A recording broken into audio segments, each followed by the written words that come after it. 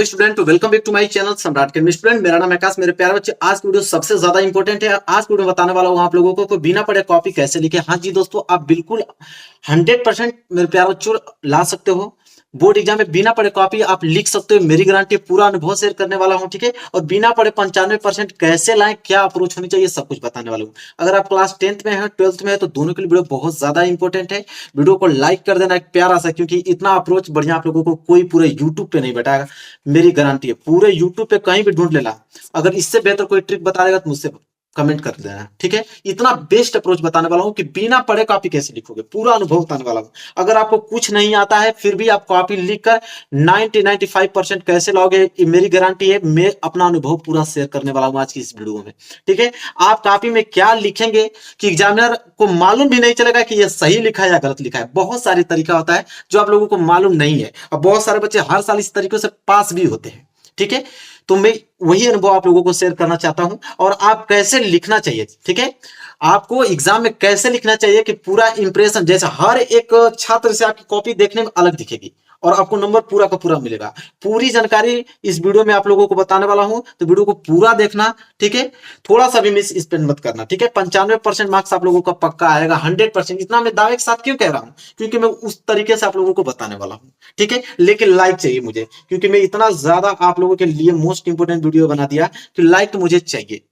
अब कैसे लाना है बिना पढ़ के 95%, कोई मामूली बात नहीं है कि 95% बिना पढ़े कोई छात्र कैसे ला सकता है भाई, ये भी तो सवाल है। लेकिन आज की वीडियो में कमाल की चीजें मैं आप लोगों को बताने वाला हूं, कमाल की, आप खुश हो जाओगे, ठीक है। बस वीडियो पूरा लास्ट तक देखो तो सही, ठीक है। देखो, सबसे पहले आप लोगों को करना क्या मेरे प्यारे बच्चों, एक एक पॉइंट को आप लोग नोट करते जाना। सबसे पहले आप लोगों को मैं बताऊं कि सबसे पहले देखो, कुछ चीजें नॉर्मल चीजें हैं जो उसको ध्यान में रखना है, और कुछ चीजें जो कि मैं बेस्ट आप लोगों को बताने वाला हूं। बस बस आप सब्र करते रहिए। देखो, रूल नंबर पहला क्या है, सबसे पहले सुनो। सबसे पहले क्या है कि सबसे पहले आप एग्जाम में काला और नीला पेन लेकर जाएं। देखो, आप कहोगे कि ये तो सब बताते हैं कि काला और नीला पेन लेकर जाइए, आपने क्या नया बता दिया। तो इसलिए बता दिया कि कुछ बच्चे क्या हैं कि कुछ बच्चे हरा पेन लेकर चले जाते हैं, कुछ बच्चे लाल पेन का इस्तेमाल करते हैं कि मेरी जो कॉपी है अद्भुत दिखेगी। लेकिन क्या है कि एक तो आप पढ़े नहीं हैं, इसके बाद कॉपी लिखने जा रहे हैं, उसी में आपने हरा लाल पेन का यूज कर दिया, तो ऐसे ही नंबर आप लोगों को कट जाएगा, तो पास कहां से होगे।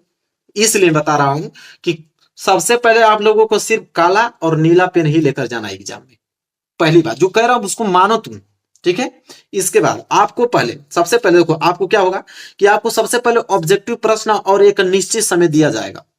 सबसे पहले आपको ऑब्जेक्टिव क्वेश्चन दिए जाएंगे और 1 घंटे के आपको समय दिया जाता है उसको हल करने के लिए। कितने घंटे का? 1 घंटे का।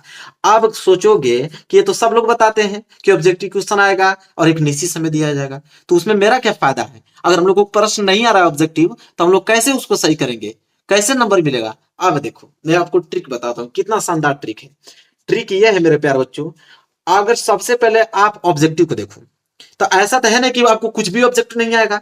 अरे 5-7 ऑब्जेक्टिव आएगा, चलो मान लेते वो भी नहीं आया। 5-7 तो आना ही चाहिए, पढ़ रहे हो, बोर्ड एग्जाम नजदीक आएगा तो कुछ ना कुछ तो पढ़ोगे। 5-7 नंबर वो भी नहीं आया है, फिर कैसे पास हो गए ऑब्जेक्टिव क्वेश्चन में, तो पास कैसे हो गए।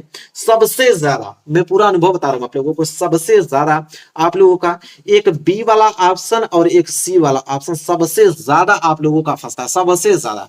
तो इसलिए आप लोगों को जब ऑब्जेक्टिव क्वेश्चन कर रहे हो, तो जो आ रहा है तो पहले तो उसको रंग लो, जो नहीं आ रहा है तो उसमें किसी को बी रंगो, किसी को सी रंगो। 100%, 85% गारंटी है मेरा कि अधिकतर आप लोगों का सही होगा, क्योंकि इस प्रकार अरेंजिंग करके बनता ही है। मैंने बहुत सारा अनुभव किया है, तब बता रहा हूं आप लोगों को, इस प्रकार बनता ही है।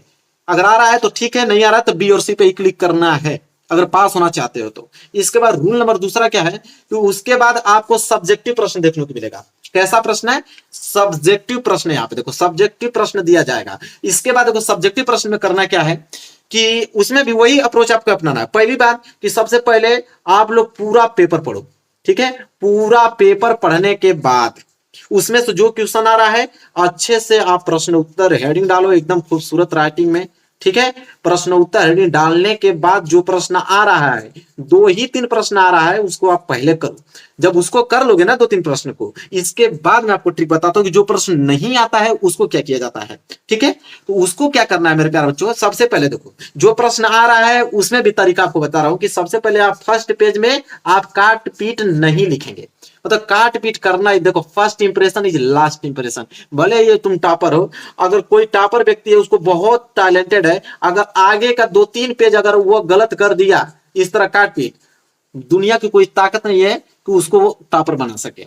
अगर 2-3 पेज आगे का अगर काट पीट कर दिया, पूरा इंप्रेशन डाउन हो जाएगा और उसको नंबर समझ लो 90 में कितना नंबर, 75 नंबर 60 नंबर उसको बस मिलेगा। ठीक है, अगर आप लोग पेज को काट पीट नहीं करते हो, देखो एक चीज और बता रहा हूं, एक जो एग्जामिनर होता है मेरे प्यारे बच्चों, लाखों कापियां सब चेक करते हैं और इतना फास्ट करते हैं ना कि वो सब पहले आगे की कॉपी देखकर आपको डिसाइड करते हैं कि हाँ कितना नंबर ये ला सकता है, कितना नंबर नहीं ला सकता है। अगर आपने आगे ही 3-4 पेज आपने बहुत अच्छे से लिखा है तो उसी पे वो आगे आप लोगों के पास इस तरह चेक करता जाएगा और नंबर देता जाएगा। तो वही first impression is last impression है, यही काम करना है। सबसे पहले कि जो आपको प्रश्न आ रहा है वही करो। आपको राइटिंग जितना अच्छा हो सके उतना अच्छा लिखना है, क्योंकि इंप्रेशन बनाना है आपको 2-3 पेज में। अगर वो इंप्रेशन बना दिए तो समझ लो कि बल्ले बल्ले, आगे की कॉपी भले तुम गलत लिखो वो पक्का चेक होगी 100%, कोई दुनिया की ताकत नहीं रोक सकता उसको, लिखित बता रहा हूं। तो ये काम करना है। इसके बाद तीसरा जो है कि जब आपको प्रश्न कॉपी मिलेगा, जो प्रश्न कॉपी मिलता है, उस समय आप प्रश्न को सही सही जरूर पढ़े, क्योंकि सही सही पढ़ोगे तो आगे वही प्रश्न करोगे और उसमें सही पढ़ोगे तभी तो सही आंसर दे पाओगे। तो सही सही पढ़ना बहुत जरूरी है। पूरा प्रश्न पत्र ही पढ़ डालो, फिर उसमें ट्रिक लगा दो कि कौन कौन सा प्रश्न हमको आ रहा है, उसको आप पहले करो और फिर जो प्रश्न नहीं आ रहा है उसके लिए तो रामबाण बताने वाला हूँ लास्ट में, कि जो प्रश्न नहीं आ रहा उसका आंसर कैसे लिखोगे, नंबर कैसे ले जाओगे वो बताने वाला हूँ। इसके बाद देखो, कॉपी लिखते समय आप उसमें गलत शब्द, गाना, गाली, कसम, ये सब नहीं लिखना, नहीं तो 1 नंबर हटाओ फेल हो जाओगे। सब कुछ अगर ये इंक्लूड कर दिए, तुम कसम लिखने लगे, गाना लिखने लगे, गाली लिखने लगे तो 1 नंबर नहीं मिलेगा। गलत लिखो बट ये सब मत लिखो। और गलत लिखने का भी तरीका ना होता है, अभी मैं आपको बताऊंगा आगे कि गलत भी कैसे लिखा जाता है कि एग्जाम को पता नहीं चलेगा कि गलत लिखा है या सही लिखा है। तो सब कुछ मैं आपको बताने वाला हूं, बस वीडियो को आप लाइक कर दो। ठीक है, चलो। तो आपने नोटिस क्या किया कि कुछ भी लिखो, गाना, गलत शब्द, गाली, कसम, ये सब नहीं लिखना है आप लोगों को। इसके बाद अगर हम बात करें तो रूल नंबर 4 आ जाता है, और रूल नंबर 4 है कि सभी प्रश्नों का जवाब देना है, कोई भी प्रश्न छोड़ के आना नहीं है। बहुत ज्यादा इंपॉर्टेंट है ये चीजें, एक भी प्रश्न छोड़ना मत। अच्छा ये बताओ, कोई प्रश्न 5 नंबर का है उसको तुम छोड़ दिए, 1 नंबर भी मिलेगा? 1 नंबर कोई देगा जब तुम उस प्रश्न को ही नहीं किए हो। तो आप उस प्रश्न को करो ना यार, मैं बताता हूं कैसे करना। नहीं आ रहा है तो बिल्कुल नहीं, मैं आपको बताऊंगा कि किस तरह उस प्रश्न करोगे, 1 नंबर आप लोगों को मिलेगा। मैं आगे अभी बता रहा हूं आप लोगों को, लेकिन बस इतना ठान लो कि कोई प्रश्न छोड़ना नहीं है।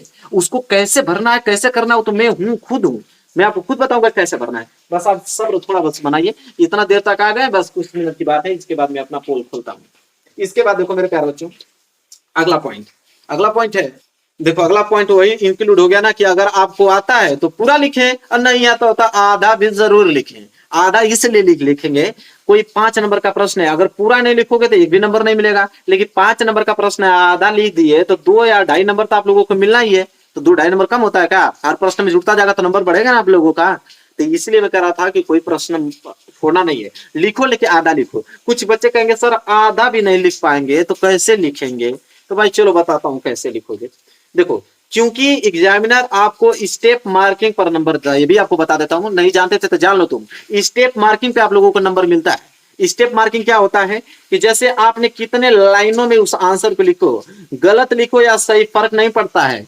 आगे का 2 लाइन आपको सही लिखना है, वो भी 2 लाइन कैसे सही लिखोगे मैं अभी बताऊंगा आप लोगों को। जो प्रश्न देता है ना उसी प्रश्न के बस कुछ भाग को काट कर पहली वाली लाइन में लिख दो, इसके बाद अपना कथा शुरू कर दो, कुछ भी अपना उसी रिलेटेड लिखते जाओ। स्टेप मार्किंग, जैसे वो कॉपी चेक करना जाएगा ना, देखेगा कितना लाइनों में तुमने आंसर लिखा है, उसी लाइनों के आधार उस नंबर दे देगा कि 5 में इसको 4 दूं, कि 5 में 5 दूं, कि 5 में 3 दूं। ठीक है, अगर आपको कोई प्रश्न नहीं आता है तो क्या करें? मेन तो यही बात है, समस्या तो यही है, हर एक सब्जेक्ट में तो यही समस्या है कि अगर आपको प्रश्न ही नहीं आ रहा है तो आप क्या करेंगे और कैसे आप लोगों को नंबर आप लोगों को मिलेगा। मेन समस्या आप लोगों का यही है।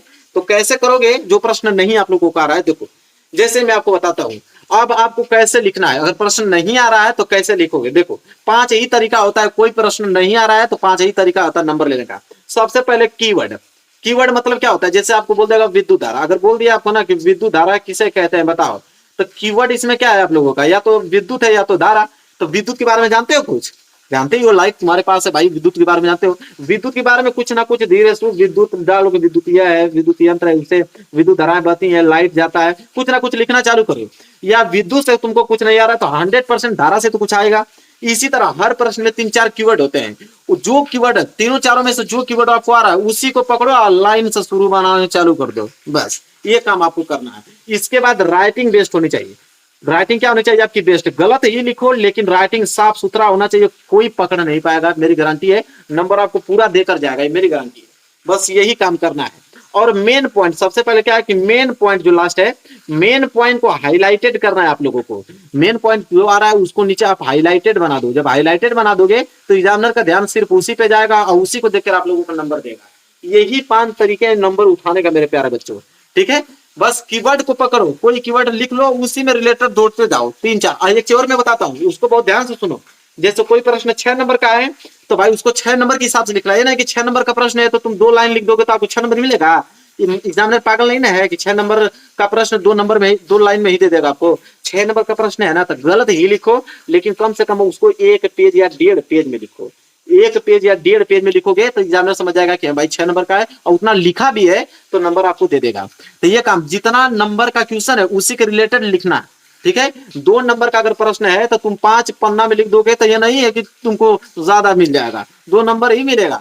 लेकिन वो जान जाएगा कि 2 नंबर के प्रश्न के लिए कम से कम 5 लाइन 6 लाइन बहुत काफी है और ये 5 पेज लिख दिया मतलब गलत लिखा है, तो ये भी अप्रोच होता है, ठीक है।